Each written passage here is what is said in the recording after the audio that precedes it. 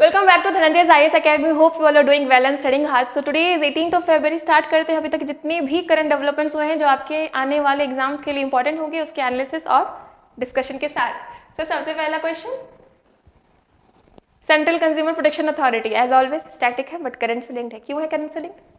इन्होंने गाइडलाइन जारी की है, ड्राफ्ट जारी किया है गाइडलाइन और इनवाइट किया है पब्लिक कमेंट्स के लिए। उस पर क्या आइए कमेंट करके बताइए क्या सही है क्या गलत है, आप अपना सजेशन दीजिए। किन्होंने? Central consumer protection authority. किस चीज़ का गाइडलाइन जारी किया है इन्होंने गाइडलाइन जारी किया है कि कैसे कोचिंग्स को प्रिवेंट कर सके मिसलीडिंग एडवर्टीजमेंट के लिए, है ना। आप भी जान रहे हैं कि कोचिंग्स वगैरह आए दिनों बहुत सारा क्लेम करती हैं कि हाँ इतने सारे बच्चे हमारे यहाँ से निकल के गए हैं, ये जो टॉपर है ये हमारे यहाँ पढ़ के गया है, बट ऐसा होता नहीं है। एक बच्चा हर कोचिंग में तो पढ़ नहीं सकता ना। तो ये सब। फिर उसके अलावा फीस वगैरह भी आप देख रहे हो, आप कोटा चले जाओ, नीट जेई वगैरह के लिए लाखों लाखों रुपीज़ में फीस मांगे जाते हैं। कोई भी कॉम्पिटिटिव एग्जाम हो, कोई भी वनडे एग्जाम हो, लाखों फीस डिमांड हो रहे हैं आजकल कोचिंग के। तो इसी चीज़ को रोकने के लिए आए हैं सेंट्रल कंज्यूमर प्रोटेक्शन अथॉरिटी। तो ये है करंट पार्ट। अब आप बताइए जो हमारे एग्जाम के लिए इंपॉर्टेंट होगा, ये तो सब जान रहे होंगे ना, लेकिन एग्जाम वाले तो ये नहीं पूछेंगे कि किस चीज़ के लिए गाइडलाइन जारी किया, आपने क्या कमेंट किया। नहीं, एग्जाम में आपसे इसका स्टैटिक पार्ट पूछेगा कि ये किसके अंडर में आता है, ये किसके एडमिनिस्ट्रेटिव कंट्रोल के अंडर में है। कौन? Central consumer protection authority. केंद्रीय उपभोक्ता संरक्षण प्राधिकरण के प्रशासनिक नियंत्रण में काम करता है। किसके? बताइए। ये जो सेंट्रल कंज्यूमर प्रोटेक्शन अथॉरिटी है 2019 में आया था, है ना। इसका काम क्या है? ऑब्वियसली अगर कुछ आपके साथ किसी कंज्यूमर के साथ कुछ गलत हो रहा है उसको देखना, उसका जो भी उनका प्रॉब्लम है, जो भी उनका रिड्रेसल है, उसको जो भी उनका ग्रीवियंस उनको रिड्रेस करना, किसका काम है? सेंट्रल कंज्यूमर प्रोटेक्शन अथॉरिटी का। तो किसके अंडर में काम करता है, किस मिनिस्ट्री के अंडर में काम करता है, ये आपका क्वेश्चन है। चलो रिलेट करते हैं, नीचे से स्टार्ट करते हैं। मिनिस्ट्री ऑफ एजुकेशन, क्या पढ़ा है हमने अभी तक? एक आया था रिपोर्ट, सर्वे आया था। सर्वे किसका? मिनिस्ट्री ऑफ एजुकेशन का। क्या था सर्वे का नाम? All India institute of survey for higher education. किसका था? मिनिस्ट्री ऑफ एजुकेशन का था। और क्या क्या था मिनिस्ट्री ऑफ एजुकेशन ने? न्यू दिल्ली में कुछ करवाया था फेस्टिवल ऑर्गेनाइज, हमने पढ़ा था उल्लास फेस्टिवल। किसने? मिनिस्ट्री ऑफ एजुकेशन ने। कल एक और कुछ पढ़ा था हमने, अपार, याद आया? एनईपी नेशनल एजुकेशन प्रोग्राम के अंदर में आता है और जो इसके मिनिस्टर है धर्मेंद्र प्रधान जी, उन्होंने इनॉग्रेट किया क्योंकि 25 करोड़ आधार आईडी बन चुका है, सॉरी अपार आईडी बन चुका है। आधार अपार एक ही है, आधार हमारे लिए, अपार बच्चों के लिए। कल अच्छे से पढ़ा था। चलो ये तो गया। Cabinet committee on economic affair, ये भी बहुत अच्छे से पढ़ा है, हाल ही में पढ़ा है। क्यों पढ़ा है? एमएसपी का फाइनल डिसीजन यही देते हैं। कौन देते हैं? Cabinet committee on economic affair. अभी बहुत न्यूज़ में है, ये भी हमने कवर किया है कि फार्मर्स की क्या डिमांड है, हमारे सेंटर्स जो हमारे सेंट्रल गवर्नमेंट है उनका क्या प्रॉब्लम है। दोनों के साइड्स हमने रखे थे। हमने बताया था कि एमएसपी 22 क्रॉप्स पे लगता है प्लस शुगर केन। रिकमेंड करता है कि किस पे कितना एमएसपी लगेगा, सीएसीपी, और फाइनल डिसीजन होता है CCEA, that is cabinet committee on economic affair. इसको चेयर करते हैं हमारे पीएम साहब। ठीक है, हमने बताया था कि सेंटर का क्या प्रॉब्लम है, सेंटर क्या कह रहा है। सेंटर का कहना है कि हम इस एमएसपी को पॉलिसी ही रहने देते हैं, लॉ नहीं बनाते हैं। क्यों? क्योंकि 22, आप ही देखो, अगर हम 23 क्रॉप्स पे एमएसपी देंगे, गारंटीड मिनिमम सपोर्ट देंगे, तो कोई भी फार्मर रिस्क तो नहीं लेगा, बिल्कुल रिस्क नहीं लेगा। आप भी देखते होगे, आप खेतों में जाते होगे तो या तो आपको चावल दिखेंगे, या तो गेहूं, या तो फिर गन्ने, उसके अलावा किसी और की खेती आपको दिखती नहीं होगी, बिल्कुल नहीं दिखती है। तो डाइवर्सिफिकेशन कम हो जाएगा क्रॉप्स का, दूसरा क्रॉप्स तो विलुप्त हो जाएगा। उसके बाद एक ही क्रॉप को बार बार लगाओगे तो फिर क्या होगा? अरे यार, न्यूट्रिएंट एबिलिटी कम हो जाएगी सॉइल की, वाटर की स्कार्सिटी हो जाएगी। वैसे भी वाटर, ये वीट और आपका राइस वाटर इंटेंसिव क्रॉप है, और सब्सिडीज और एमएसपी इकोनॉमी के लिए नहीं सही है। तो गवर्नमेंट का अपना स्टैंड है, फार्मर्स भी अपनी जगह सही है, हर एक चीज डील किया था। Final decision CCEA, that is cabinet committee on economic affair. Ministry of rural development पढ़ रखा है, ग्रामीण विकास मंत्रालय, इन्होंने मैंडेटरीली कर दिया है क्या? आधार, जो मनरेगा के अंदर में काम करते हैं उनका आधार, वो अपना जॉब कार्ड से लिंक करवाएंगे। आधार बेस्ड पेमेंट सिस्टम के लिए किसने मैंडेटरी किया है? मिनिस्ट्री ऑफ रूरल डेवलपमेंट ने। तो लास्ट में कौन बचा? Ministry of consumer affairs. तो ये जो हमारा सेंट्रल कंज्यूमर प्रोटेक्शन अथॉरिटी है वो किसके एडमिनिस्ट्रेटिव कंट्रोल के अंडर में आता है? मिनिस्ट्री ऑफ कंज्यूमर अफेयर्स के अंदर में आता है। चलो, तो मैंने आपको जो जो बताया वो सब यहाँ पे संक्षेप में लिखा हुआ है कि कंज्यूमर प्रोटेक्शन ये इन्होंने इनवाइट किया है कि आप आइए कमेंट कीजिए, ठीक है, जो भी मिसलीडिंग एडवर्टीजमेंट होता है कोचिंग सेक्टर्स का उस पर क्या क्या किया जा सकता है अब करिए जाइए। बोलिए कि कोचिंग्स वगैरह वाले बहुत अच्छे से नहीं रखते हैं, बहुत इनक्लोज एरिया में हम लोगों को रखा जाता है। आपने दिल्ली का केस भी देखा होगा कि जहाँ पे बच्चे पोल से नीचे गिर रहे, मतलब लटक के गिर रहे थे क्योंकि कोचिंग में आग वगैरह लग गई थी। तो ये सब चीज़ को आप कमेंट करो, जो 4 लोग के बीच के बैठ में बात करने से बेटर है कि आप ये सब चीज़ का फायदा उठाओ। तो ये आया था। फिर मैंने बताया कि ये कंज्यूमर प्रोटेक्शन एक्ट के अंडर में आया, 2019 के अंडर में बना है ये अथॉरिटी। कंज्यूमर अफेयर इनकी नोडल मिनिस्ट्री है। इसमें एक चीफ कमिश्नर होता है और 2 अदर कमिश्नर होते हैं। जो हमारे डिस्ट्रिक्ट कलेक्टर हैं उनके पास भी राइट है, पावर है इन्वेस्टिगेट करने का, कंप्लेंट्स जो भी फाइल होते हैं किसके अंडर में, कंज्यूमर प्रोटेक्शन अथॉरिटी के पास। चलो ये भी FEMA act, static but current से लिंक्ड। करंट क्यों है मैं बताती हूँ, आप स्टैटिक वाला बताओ। पेटीएम का नाम सुना है? बिल्कुल सुना होगा पेटीएम का नाम। तो ईडी ने क्लीन चिट दे दिया है कि पेटीएम वालों ने ना कोई भी फेमा एक्ट के अंडर में जो भी प्रोविजन है उसमें कुछ वायलेशन वगैरह नहीं किया है। फेमा के अंडर में पेटीएम ने कोई वायलेशन नहीं किया है। ये करंट था। अब बताओ स्टैटिक। फेमा एक्ट आया कब था?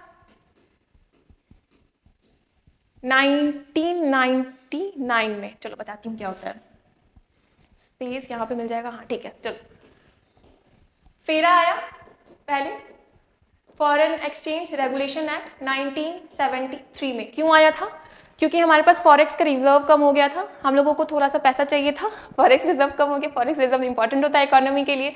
तो अचानक से तो नहीं बोल देंगे ना कि अच्छा ठीक है आपको धंधा करना है जाइए लेके आइए पैसा, नहीं यार, कुछ तो रेगुलेशन बॉडी चाहिए होगा ना। तो इसलिए बना था फॉरेन एक्सचेंज रेगुलेशन एक्ट। कब बना था? 1973 में। क्योंकि नया नया बना था तो ऑब्वियसली इसके अंडर जितने भी प्रोविजंस थे वो काफी रिजिड थे, ठीक है। और आपको आरबीआई का परमिशन जरूर लेना था अगर आप किसी भी इस तरह की कंपनी में इन्वॉल्व है जहां पे फॉरेन एक्सचेंज हो रहा है, ठीक है। तो आरबीआई का मैंडेटरी था, उसके ऊपर से ये बहुत रिजिड था। और अगर आपने इसमें कुछ भी गलती की तो वो क्रिमिनल ऑफेंस माना जाएगा। तो ये था फेरा, ठीक है। इतना ही जानना है, बस रुक जाओ। उसके बाद इसको रिप्लेस कर दिया गया क्योंकि अब पैसे तो आ गए थे ना, अब इतना हार्ड था थोड़ा सा और मतलब ग्लोबलाइज करना था, तो इसको 1999 में रिप्लेस करके ले आए हम फेमा। अब पहले रेगुलेट कर रहे थे, अब हम मैनेज करेंगे। फॉरेन एक्सचेंज मैनेजमेंट एक्ट 1999 में आया, जो ये रिजिड था ये फ्लेक्सिबल बन गया। आरबीआई मतलब कुछ टाइम पे आपको आरबीआई का चाहिए होगा, नहीं तो फिर। और क्रिमिनल को हम कर दिया कि अब सिविल ऑफेंस के अंदर में आते हैं अगर इसका आपने वायलेशन किया तो ये था फेरा, ये था फेमा। चलते हैं वापस क्वेश्चन के पास। चलो अब तो बता दोगे क्वेश्चन का आंसर, बिल्कुल बताओगे? बताओ क्या होगा आंसर, बताओ जल्दी बताओ। फेमा अधिनियम का उद्देश्य, ठीक है, और भारत में विदेशी मुद्रा बाजार में व्यवस्थित विकास और रख रखाव को बढ़ावा देना है। तो आपको यहाँ पे बताना क्या होगा, ये आपके ऑप्शंस है, बताइए। देखो मैंने बोला फॉरेन एक्सचेंज वगैरह को रेगुलेट करता है, मैनेज करता है, ठीक है। तो अगर रेगुलेट कर रहा है, मैनेज कर रहा है, तो उससे आप कुछ भी निकाल सकते हो कि आपको इकोनॉमी को बूस्ट करना है। अगर फॉरेन इन्वॉल्व है यहाँ पे, ये मैनेजमेंट अथॉरिटी इन्वॉल्व है, तो ये चाहेगा कि कोई भी इलीगल काम नहीं हो, तो मनी लॉन्ड्रिंग को भी रोकेगा, ब्लैक मनी को भी रोकेगा, ये सब चीजें इसके अंदर आएंगी। तो फैसिलिटेट करेगा एक्सटर्नल ट्रेड, बिल्कुल सही। उसके बाद डेवलपमेंट करेगा फॉरेन एक्सचेंज मार्केट का इंडिया में, बिल्कुल सही। और प्रमोट करेगा, मेंटेन करेगा किसको, foreign exchange market in India. सारे सही हो गए। कितना इजी था, बहुत इजी था, समझाने के लिए रखा था, ठीक है। चलो ये सारे सही है।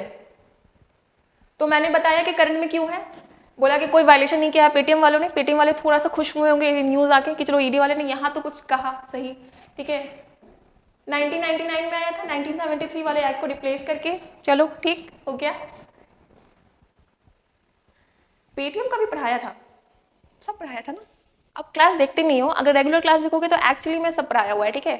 पहली बार देख रहे हो तो भी कोई इशू नहीं आता है, नहीं आएगा। अगर आ रहा है तो प्लीज बताओ कि क्या इशू आ रहा है, ठीक है। मैं बोल भरे नहीं हूँ कि पहले भी पढ़ाया है, पर रिवाइज भी पूरा कर रही हूँ, और बोलने में यार बहुत मेहनत लगता है। चलो तो रेगुलेट करेंगे फॉरेन एक्सचेंज ट्रांजैक्शंस को, प्रिवेंट करेंगे, मैंने बताया मनी लॉन्ड्रिंग को प्रिवेंट करेंगे। और ये सब पे लागू होता है जो भी होल इंडिया में है। अगर आप इंडिया वासी हो और आप कहीं जाके दूर बिजनेस कर रहे हो किसी फॉरेन लैंड में, तब भी ये आपके अंडर में आओगे, ठीक है ना। तो ऐसा नहीं है कि आप बाहर चले गए तो आप इससे बच गए, नहीं, आप हो इसके अंडर में। S3 रॉकेट लॉन्च किया है कौन सी कंट्री ने, बताओ।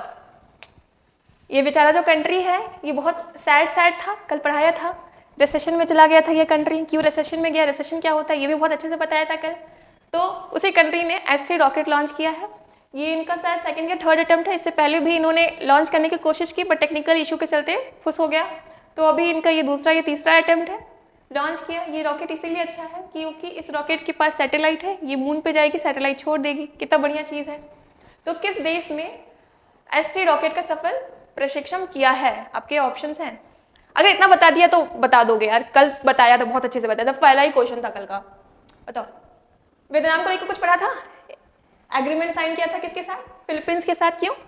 साउथ चाइना सी में इंगेजमेंट बढ़ाने के लिए बता रखा है। साउथ चाइना सी का डिस्प्यूट बताया था, क्या क्या इनका क्लेम है, कौन कौन सा आइलैंड। यार चाइना तो सारे ही आइलैंड को बोलता है साउथ चाइना सी की मेरी है। खैर, तो being a bigger fish in the river, तो वियतनाम छोटे मछलियां हैं, तो ऑब्वियसली इनको एक साथ होना पड़ेगा चाइना को काउंटर करने के लिए, वियतनाम और फिलीपींस को। तो क्या किया है? एंगेजमेंट साइन किया है। उसके बाद रूस को लेके हमने क्या पढ़ा था?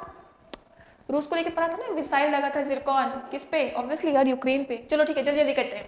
आइसलैंड के बारे में भी पढ़ा था, EFTA European free trade agreement, India के साथ नेगोशिएशन चल रहा है। आइसलैंड जो है EFTA का पार्ट है और EFTA में 4 कंट्रीज होती हैं। वो ऐसे 4 कंट्रीज है जो यूरोपियन यूनियन में नहीं जाना चाहती थी पर यूरोपियन यूनियन के साथ ट्रेड करना चाहती थी।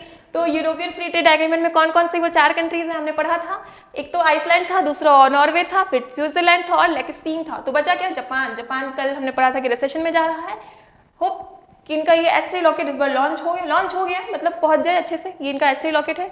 जापान एरोस्पेस एक्सप्लोरेशन एजेंसी ने कहा है कि अनाउंस किया है कि हमने कर दिया है लॉन्च, किसको? S3 रॉकेट को। चलो नेक्स्ट क्वेश्चन पे चलते हैं। यूपी वाले, यूपी गवर्नमेंट ने किसके साथ कोलैबोरेट किया है इनहैंस करने के लिए डिजास्टर मैनेजमेंट को? जल्दी से बताओ। हाल ही में यूपी सरकार ने आपदा प्रबंधन को बढ़ाने के लिए किस संस्थान के साथ सहयोग किया है? आपके ऑप्शंस हैं, बताइए। ऑप्शन देख के समझ में आ गया होगा कि हम क्या करने वाले हैं। बिल्कुल आ गया होगा। चलो करते हैं। कानपुर वाले, हो सकता है क्या? कानपुर यूपी में ही है, क्यों दूर जाएंगे फालतू का? पटना और गुवाहाटी अपने ही शहर वालों के साथ कर लेंगे, है ना? नहीं, लेकिन कानपुर नहीं है यार। कानपुर क्यों ऑप्शन में है? क्योंकि इन्होंने एक tunnel, hyper velocity tunnel establish बनाया था। कानपुर वाले ने जिगर को ठंडा कर दिया था, जिगर ठंडा नाम रखा था उसका, हाइपर वेलोसिटी टनल। चलो कानपुर तो गए हो। गुवाहाटी, इन्होंने भी कुछ किया था स्वास्थ्य प्रोजेक्ट के अंदर में। क्या बनाया था? नैनो मटेरियल का प्रोटोटाइप जो हेल्थ फैसिलिटी में हेल्प करेगा। कौन बनाया था? IIT Patna, sorry IIT Guwahati, IIT Patna. इन्होंने क्या बनाया था? नीतीश डिवाइस बनाया था। क्यों बनाया था?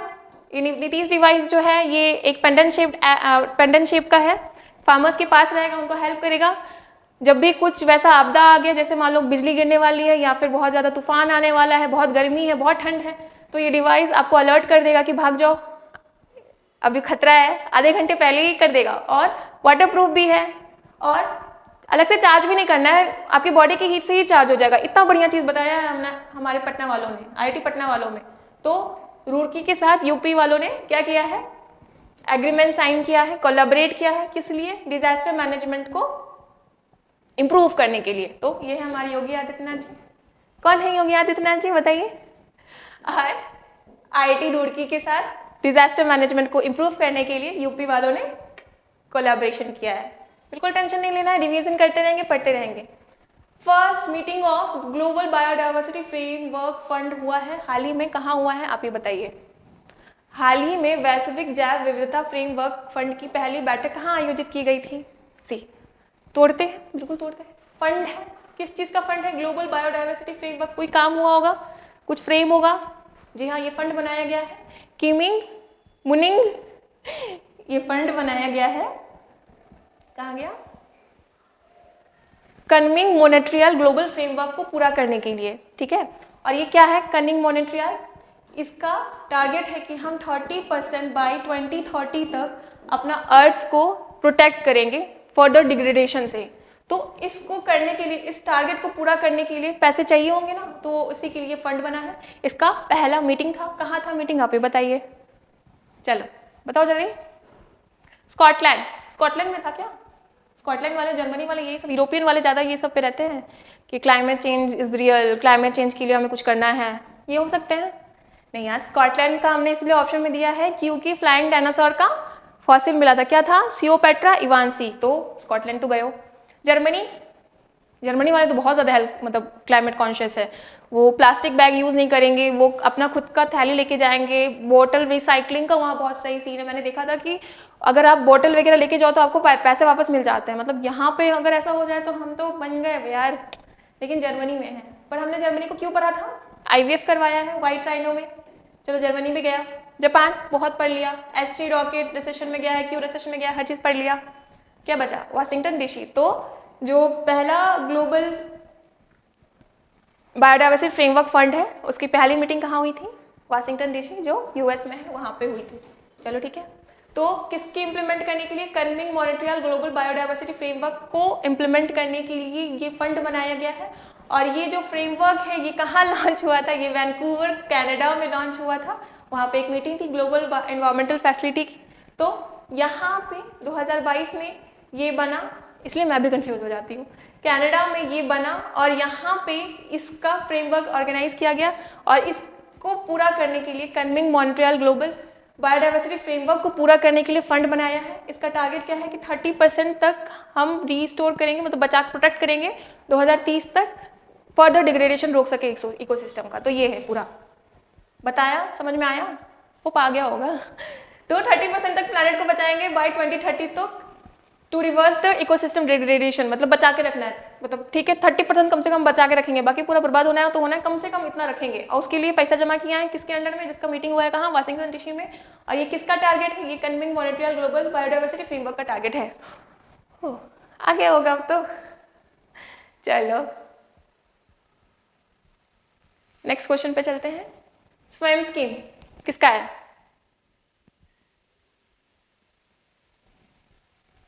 स्वयं स्कीम किसका है बताओ? अच्छा हाँ, ये पक्षी मैंने दे रखा है यहाँ पे, कल पढ़ा था। बताओ क्या था इसका नाम? Fire craft tit. क्यों पढ़ा था? रिवर्स माइग्रेशन देखा गया था इसमें। IUCN तो वैसे 20 कंसर्न है, बट ये जो पक्षी है नॉर्मली अरावली में रहती है, माइग्रेट करके सेंट्रल इंडिया में आई, ठीक है, बट क्योंकि ठंड कम थी तो वापस से अरावली जा रही है समय से पहले, इसलिए न्यूज़ में था। क्या था ये पक्षी का नाम? Fire craft tit. चलो ठीक है, वही मैं सोचू कि मैंने पक्षी क्यों दे रखा है यहाँ पे, इसलिए दिया था। चलो स्वयं स्कीम लॉन्च किया है। क्या है? किसने किया है? क्या है ये इंटरेस्ट फ्री लोन देगा नौजवानों को। कौन देगा आप बताइए? इस तरह की स्कीम हमने कर्नाटक को लेकर पढ़ा था। युवा निधि स्कीम 3000 रुपये देंगे। किसको देंगे हम 3000 रुपये? जो एजुकेटेड हो और अनएम्प्लॉयड हो और क्या हो? यूथ हो। तो एजुकेटेड अनएम्प्लॉयड यूथ को कर्नाटक की गवर्नमेंट देंगी युवा निधि स्कीम के अंतर्गत 3,000 रुपए। ठीक है, तो कर्नाटक तो गया। महाराष्ट्र में भी पैसे मिल रहे हैं, पर यहाँ पे मिल रहे हैं जो हमारे बूढ़े माँ बाप हैं, जो मेंटली या फिजिकली अनफिट है, उनको महाराष्ट्र में किसके अंतर्गत बताइए? वयोश्री योजना। चलो ठीक है। असम पैसा दे रहा है कुछ? बताओ जल्दी बताओ, असम कुछ पैसा दे रहा है? नहीं यार, पैसा तो अभी तक तो कुछ पैसा दिया नहीं है, बट हाँ हमने पढ़ा था कि सेम टू सेम चिटिंग वाला बिल आया है किसने? असम में। और काजी नींबू कल पढ़ा था हमने, इसका स्टेट फ्रूट है, बहुत अच्छा फ्रूट है, GI टैग भी मिला हुआ है और विटामिन C से भरपूर। क्या? काजी नींबू। कहाँ का स्टेट फूड? असम का। तो बचा क्या? उड़ीसा। तो उस उड़ीसा की गवर्नमेंट ने ये लॉन्च किया है स्वयं स्कीम, प्रोवाइड करेंगे इंटरेस्ट फ्री लोन यूथ को। अच्छी बात है, एंटरप्रेन्योरशिप का स्किल जागेगा उनके अंदर में, रिस्क टेकिंग कैपेबिलिटी जागेगी। कितना देंगे? 1 लाख रुपए। यार भाई साहब बहुत पैसे मिल रहे हैं। ठीक है, 18 से 35 वाले को मिलेंगे, जो अनएम्प्लॉयड है उनको मिलेगा। ठीक है, अनएम्प्लॉयड को मिलेगा, मतलब जो एम्प्लॉयड है उनको नहीं मिलने वाला, उड़ीसा की गवर्नमेंट देंगी। इंटरेस्ट फ्री लोन है, लेकिन ये सही है। चलो, ड्रीम ऑफ डिजर्ट, ये एक लग्जरी ट्रेन है, मिडिल ईस्ट की पहली। कौन सी कंट्री ने लॉन्च किया है? UAE बहुत न्यूज़ में है। वर्ल्ड गवर्नमेंट समिट हो रहा है जिसका थीम क्या था? Shaping future government. और वहाँ पे हमारे मोदी जी गए थे अबू धाबी में, उन्होंने बैप्स का टेम्पल इनॉग्रेट किया था 1907 में। जो संस्थान है बैप्स के संस्थान, 1907 में उसका और वो स्टैब्लिश हुआ था। क्या था उनका नाम? शास्त्री जी महाराज के द्वारा। ये सब पढ़ रखा है हमने। एक और नई बात बताती हूँ, उसमें 7 शिखर है उस टेम्पल में। वो जो 7 शिखर है वो UAE की जो 7 इमिरात है उसको भी रिप्रेजेंट करता है। बहुत कुछ जाना। चलो, तो UAE हो सकता है? नहीं है UAE, लेकिन चलो UAE तो गया। फिर ईरान दिया, ईरान भी हो सकता है, बहुत पैसे हैं इनके पास, बट नहीं यार ईरान नहीं है। ईरान क्यों न्यूज़ में है? क्योंकि ईरान ने 3 सैटेलाइट, हमने पढ़ा था जनवरी के एंड में, 3 सैटेलाइट, एक था महदा, ठीक है। उसके बाद कायहान और हथेव, ये 3 सैटेलाइट ईरान ने लॉन्च किए थे, महदा, फतेह और कहदान, ठीक है। पढ़ा है, याद है? हथेव, देखो अगर ईरान सैटेलाइट छोड़ रहा है तो हमें याद रखना हथेव 1, महदा और कायहान, तो ईरान तो गया, पढ़ लेंगे, याद कर लेंगे। फिर चीन, चीन कहाँ से आ जाएगा यार, चीन तो बिल्कुल नहीं होगा, चीन है ही नहीं मिडिल ईस्ट में, तो बट दिया है quilling facility, 5th research station, ठीक है। चलो, और फास्ट टेलीस्कोप, सुपरनोवा, याद है ना? सुपरनोवा जो होती है क्या होती है? डाइंग स्टार होती है, सन से 8 गुना बड़ी होती है, उसमें से पल्सर निकल रहा था, तो रेडियो वेव वगैरह निकलता है, उसको डिटेक्ट किया है फास्ट टेलीस्कोप का। फास्ट टेलीस्कोप कहाँ का था? चाइना का था, इसलिए चाइना ऑप्शन में, तो बचा क्या? Saudi Arab, Saudi Arab, dream of dessert है। चलो, क्या है? लग्जरी ट्रेन है, कौन लॉन्च कर रहा है? सऊदी अरब लॉन्च कर रहा है, चलो ठीक है। सऊदी अरब और भी कुछ चीज के न्यूज में था, बताओ क्या था? सऊदी अरब, रियाद था न्यूज में, इनका जो कैपिटल है, क्यों न्यूज में था? वर्ल्ड डिफेंस शो हुआ था ऑर्गेनाइज, कहाँ हुआ था? सऊदी अरब में हुआ था। तो लग्जरी ट्रेन उनकी फर्स्ट लॉन्च हो रही है, ड्रीम ऑफ डिजर्ट, कहाँ से? सऊदी अरब से। चलो जल्दी जल्दी खत्म करेंगे, बहुत लंबा खींच गया आज का। सैटरडे को न्यूज ज्यादा आता नहीं है, पर पता नहीं क्यों इतना ज्यादा खींच गया है। चलो ठीक है। Recently a rare phenomenon of mushroom growing on frogs was seen in which place, मतलब मशरूम उग रहा है मेंढक के ऊपर से, वो भाई हाल ही में मेंढकों के ऊपर मशरूम उगने की दुर्लभ घटना किस स्थान पे देखी गई है? अगर मेरे सामने आ जाएगा तो हम तो वहीं पे बेहोश हो जाएंगे, पता नहीं आप लोग का क्या होगा। तो बताओ कहाँ पे देखा गया है? त्रिपुरा को लेकर पढ़ा था हमने, क्या पढ़ा था? सिपाही जला नेशनल पार्क। वहां पे क्यों हमने पढ़ा था सिपाही जला नेशनल पार्क? रिलोकेट करवाया गया है किसको? प्यारे प्यारे जानवर को, ताकि बायोडाइवर्सिटी कंजर्व की जा सके। इथोपिया हमने पढ़ा है, इथोपिया में हो सकता है क्या इस तरह का चीज? फ्रॉग मशरूम से आ रहे, अगर चाइना वाला के पास आ गया तो आराम से डेलिकेसी बना के खा लेंगे, बट हम तो ऐसे हो रहे कि यार ये क्या है। चलो, इथोपिया में हमने क्या पढ़ा था? हमने इथोपिया में पढ़ा था टिग्रे रीजन, क्यों न्यूज में था? Tigray reason north side of Ethiopia था, वहां पे इस रिपोर्ट आई थी कि स्टारवेशन के चलते 400 चिल्ड्रन अभी तक अपनी जान गंवा चुके हैं। कहाँ? इथोपिया। चलो ठीक है। काबो वर्डे, काबो वर्डे बहुत बार पढ़ लिया है यार, अब तो हमको ऐसे हो गया है कि चलो ठीक है, ये अफ्रीका है, यहाँ पे मॉरिशियाना है, यहाँ सेनेगल है, इसके बगल में यहाँ पे वेस्ट साइड में 10 आइलैंड कंट्री है जिसका नाम है काबो वर्डे। काबो वर्डे न्यूज में क्यों था? क्योंकि WHO ने कहा है कि ये मलेरिया फ्री हो गया है। तो बचा क्या? वेस्टर्न घाट। तो वेस्टर्न घाट में हमारे इंडिया में ही देखा गया है इस तरह का, फोटो भी मैंने रखा था, आपने शायद अभी देख लिया होगा, देखो। तो साइंटिस्ट ने एक सरप्राइजिंग डिस्कवरी देखा है, बोनेट मशरूम, मशरूम का एक प्रजाति है वो, गोल्डन बैक फ्रॉग, जो ये भाई साहब है, और इनका कट गया है यहाँ पे, यहाँ से मशरूम इनका निकल रहा है, ठीक है। ये आ नहीं रहा है, आ जाता, हट गया है, कोई नहीं, कल दिखा देंगे। तो वहां से इनका मशरूम निकल रहा है, किसका निकल रहा है? फ्रॉग पे से निकल रहा है। चलो, elected president of Indonesia, likely to be elected president of Indonesia, बहुत न्यूज में है, बताओ क्यों न्यूज में है? इंडोनेशिया के राष्ट्रपति किसे चुने जाने की संभावना है? ये जो भाई साहब हैं, ये पहले डिक्टेटरशिप था सुहर्तो के अंडर में, नाम सुना है सुहर्तो का? तो ये जो सुहर्तो जी हैं, ये डिक्टेटरशिप कर रहे थे, 1998 में इनकी सरकार गिरी, ठीक है। उस टाइम में ये आर्मी जनरल थे और इनके ऊपर ह्यूमन राइट का वायलेशन का बहुत आरोप है, बट आज के टाइम में AI वगैरह का यूज करके, टिकटॉक वगैरह का यूज करके इन्होंने अपना एक छवि बना लिया है स्वीट ग्रैंडपा का, और जो जान रहे हैं इनको, जो पुराने लोग हैं वो अब रहे नहीं, तो नए लोग को लग रहा है कि बड़े बढ़िया लोग, बड़ी बढ़िया आदमी है ये, बट ये प्रेसिडेंट बन जाएंगे तो अब देखो क्या होता है। बट इनके ऊपर बहुत सारा एलिगेशन लगा हुआ है कि डिक्टेटरशिप के टाइम पे ये काफ़ी हार्श थे, ह्यूमन राइट का बहुत वायलेशन करते थे। कौन थे ये, आप बताइए? एंटोनियो गुटरेस, पता कौन है? Nima Sarikhani, picture photographer, people choice, polar bear, Nima Sarikhani. चलो ठीक है। Oleg Kononenko, man to spend almost 2.5 years in space, सबसे ज्यादा इन्होंने किया, किसने किया? Oleg Kononenko. तो बचा क्या? प्रोबोवो सुबिंतो, प्रोबोवो सुबिंतो जो है इंडोनेशिया के elected president, likely to be elected president होंगे। चलो ठीक है।